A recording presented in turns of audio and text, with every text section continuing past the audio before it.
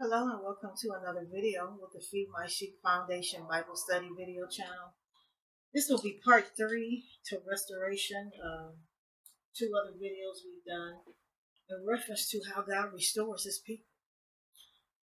Taking a look in the Old Testament at moments and times when he went forward to restore Israel and Judah as, uh, as he often did, uh, based upon various times.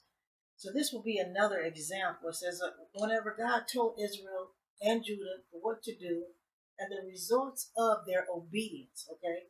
The results of those who didn't obey his voice also. We're going to see that in this chapter. And then take a look again at how God restores because he is a restorer. And David is very well acquainted to the fact that he's a restorer also because he says that in Psalm 23, he restores my soul. Hallelujah. He is a restorer of the soul of man. He is a restorer of whatever needs to be restored in concerning his kingdom, okay, in reference to his kingdom or his kingdom, his saints. Whatever needs to be restored, he will restore it because he is a restorer. He replenishes and he revitalizes, okay? So Psalm 29, I'm also led into in reference to this revelation, in reference to restoration, which is going forward in the earth today currently, because again, as I stated, I got this way back in the 24th of November, where the Spirit of the Lord began to speak to me in reference to God bringing restoration to his people. Many that have been unfortunately going through whatever they may have been going through, and the enemy has taken and done various things to them. God is saying that he is restoring. So Psalm 29, it says, Give unto the Lord, O ye mighty, give unto the Lord glory and strength. Give unto the Lord the glory due to his name. Worship the Lord in the beauty of holiness. For the voice of the Lord is upon the waters. The God of glory thunders, and the Lord is upon many waters. For the voice of the Lord is powerful. The voice of the Lord is full of majesty. The voice of the Lord breaks the cedars, and the Lord breaks the cedars of Lebanon. He makes them also to skip like a calf, Lebanon and Syrian like a young unicorn. For the voice of the Lord divides the flames of fire. The voice of the Lord shakes the wilderness. The Lord shakes the wilderness of Kadesh. For the voice of the Lord makes the hinds of Tekel and discovers the forest. And in his temple does everyone speak of his glory. For the Lord sits upon the flood. Yes, the Lord sits, king forever. For the Lord will give strength to his people. The Lord will bless his people with peace. Okay? Because that again is who he is, the restorer of peace, salvation. So Psalm 119 also, section 22 of this particular psalm, which includes verses 169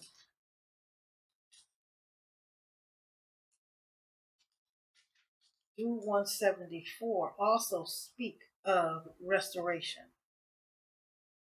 Let my cry come near before thee, O Lord. Give me understanding according to thy word.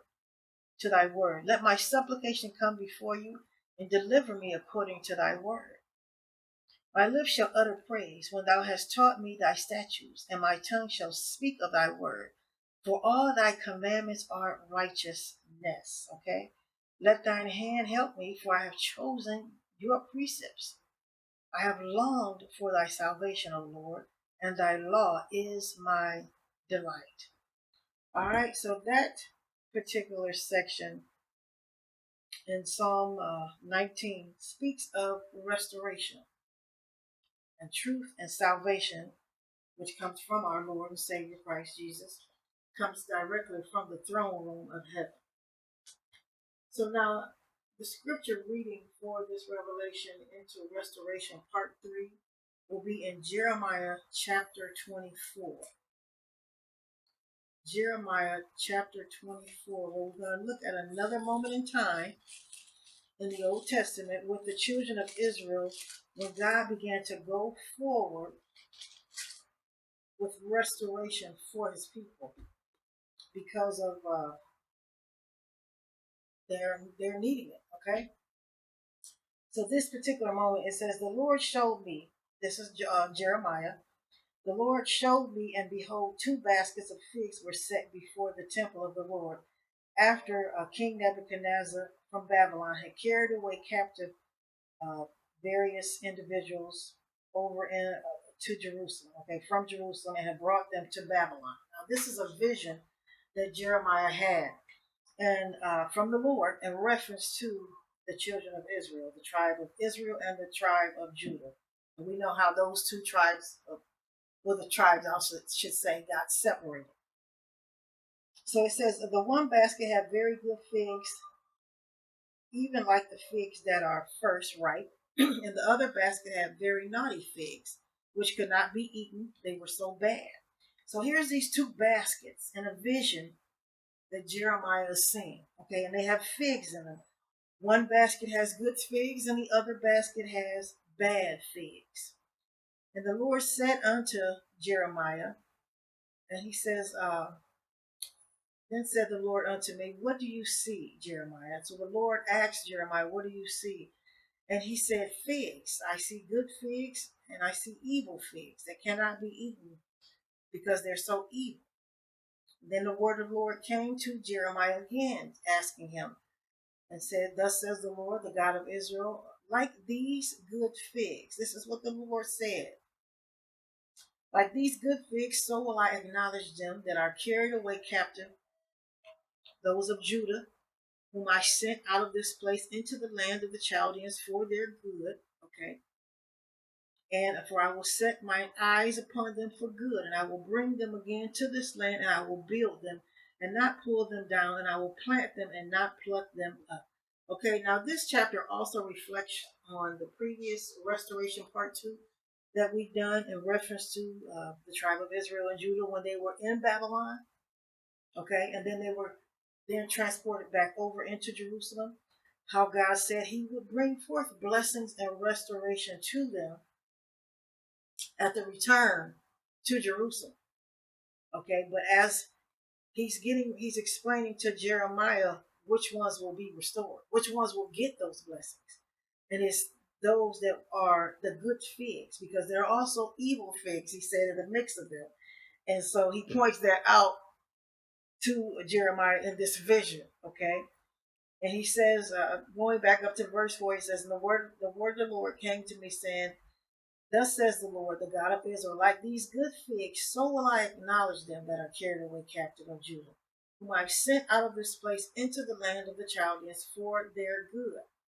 For I'll set my eyes upon them for good, and I will bring them again to this land, and I will build them up, and not pull them down, and I'll plant them and not pluck them up. Okay, those were the good figs, those that were obedient, those that began to, as various prophets came to the children of Israel when they were in Judah, in Jerusalem.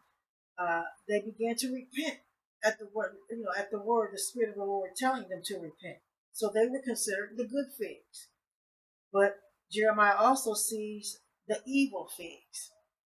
And he says that God goes on to say what he's going to do for these good figs. He says, I will give them a heart to know me, that I am the Lord, and they shall be my people, and I will be their God, for they shall return unto me with their whole heart.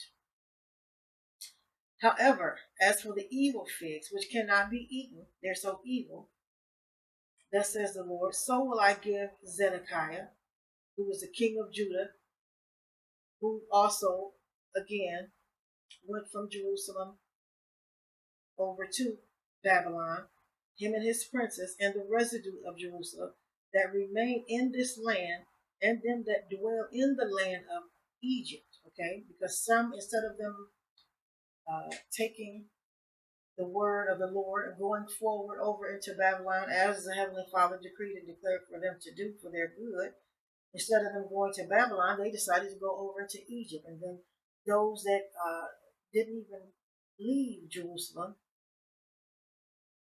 remain there, he's saying those particular ones are considered the evil figs also.